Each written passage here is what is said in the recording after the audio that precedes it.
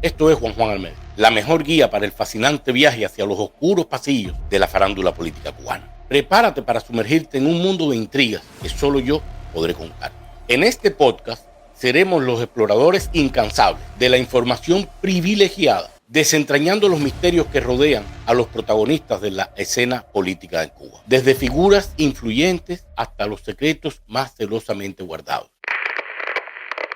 Las dictaduras tienen básicamente tres víctimas. 1. La población, sometida a una cierta dosis de opresión. 2. La cultura, nada mejor que cambiar el arte y el conocimiento por adoctrinamiento y propaganda. Y 3. La verdad, ese gran lujo del que las dictaduras prefieren desistir. En este punto, se encargan de esparcir rumores que luego la misma población se encarga de tergiversar y convertirlas en mitos. Santeros, estudiosos, historiadores, exoficiales de inteligencia, muchos concuerdan en que el encantador Fidel Castro tenía poderes ocultos, bendiciones especiales, conjuros religiosos y hasta protecciones espirituales.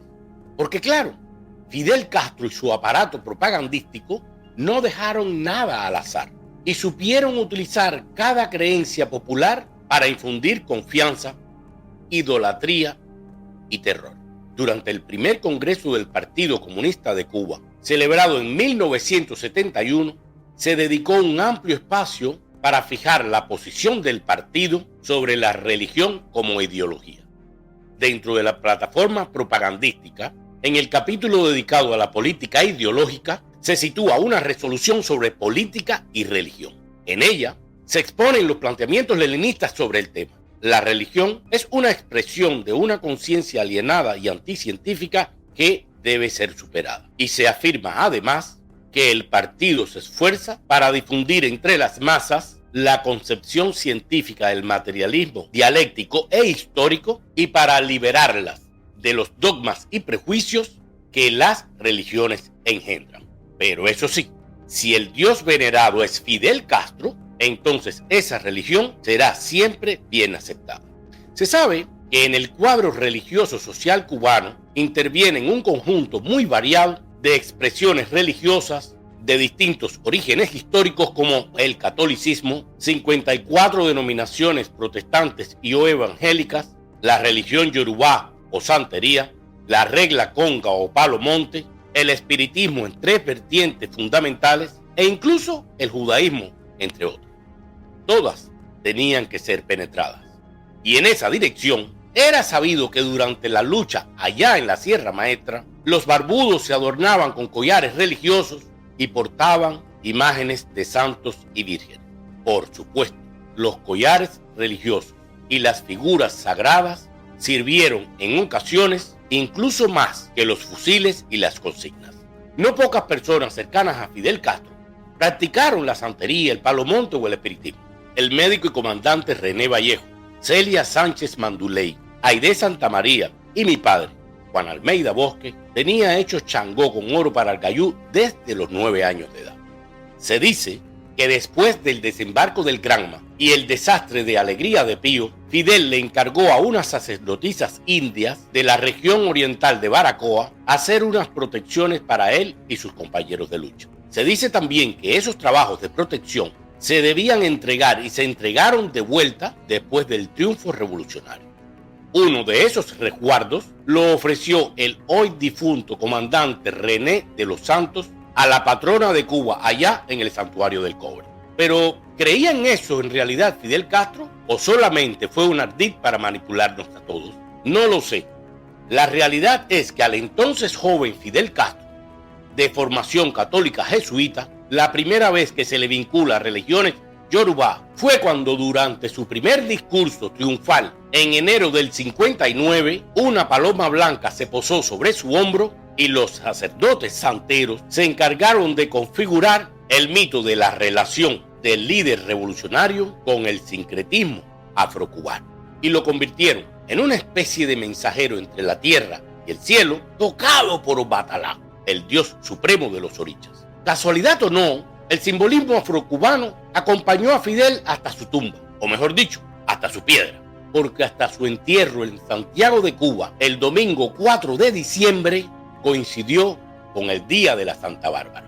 Pero hay un hecho que empuja como ningún otro la asociación que se hace entre el Palo Monte y Fidel Castro. El 3 de mayo de 1972, Fidel Castro, después de una escala en Sierra Leona, llegó a Guinea-Conakry como parte de una gira que culminaría en Moscú después de pasar por Argelia, Bulgaria, Rumanía, Hungría, Polonia, Alemania Democrática, Checoslovaquia y finalmente la URSS. La delegación cubana que acompañó al dictador Fidel Castro durante toda esa gira estuvo integrada además por José Abrantes Fernández, Juan Almeida, Manuel Piñeiro, el cineasta Santiago Álvarez, el periodista Martínez Pírez y los fotógrafos José Oller y Rogelio Moré. Durante toda la visita a Guinea-Conakry, el dictador cubano estuvo acompañado por su anfitrión, el entonces mandatario Ahmed Sékou Touré. Se dice que en esa visita a Fidel Castro se le coronó Odua en una ceremonia religiosa con los más prestigiosos babalawos e incluso con un elefante. Pero, ¿qué hay de cierto en esa historia? Les cuento. Todo comenzó por un mensaje cifrado. En ese momento, los despachos de prensa y los mensajes de la inteligencia cubana relativos a la visita de Fidel Castro a Guinea se enviaban a través de Bamako, pasando por París hasta La Habana, donde eran recibidos por el oficial y periodista Manuel Yepe Menéndez, entonces director de la agencia Prensa Latina. Pero sucedió algo inesperado. El corresponsal de Prensa Latina en París no era un cubano, sino un brasileño que se llamaba Haroldo Wall, y fue quien sirvió de puente en París con la oficina central de Prensa Latina en La Habana. Por eso, los mensajes iban cifrados. Y uno de esos mensajes cifrados, dictados por Manuel Piñeiro, decía, y leo textual: los últimos 3 días vestido de blanco en ceremonias con el elefante africano. De ahí, el periodista Luis Báez, ya fallecido, armó aquel titular que versaba el caballo y el elefante. Pero vayamos al punto. ¿Qué decía realmente el mensaje de Piñeiro? ¿A qué ceremonia se refería? ¿Y qué tenía que ver todo aquello con un elefante africano? Sencillo. La nota no se refería a ninguna ceremonia religiosa, sino a las constantes actividades amistosas y protocolares de Fidel Castro en Guinea. Nada más. ¿Y el elefante? ¡Oh! Esa historia es más frustrante. Resulta que al líder africano, presidente de Guinea-Conakry en ese momento y anfitrión de la visita, Ahmed Sékou Touré, le decían el elefante, tal y como a Fidel Castro le dijeron el caballo, Mayimbe, etcétera, etcétera, etcétera. Y dicho sea de paso, Sékou Touré era un hombre que nada tenía que ver con la santería ni con el Palo Monte. Practicaba el Islam y era tan musulmán como toda su tribu, los Mandinga.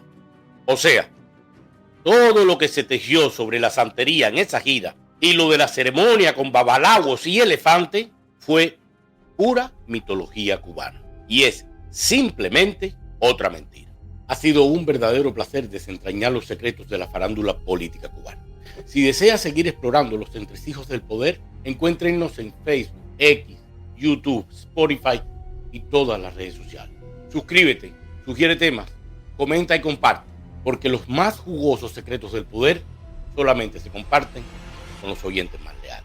Hasta otro próximo, con Juan Almeida.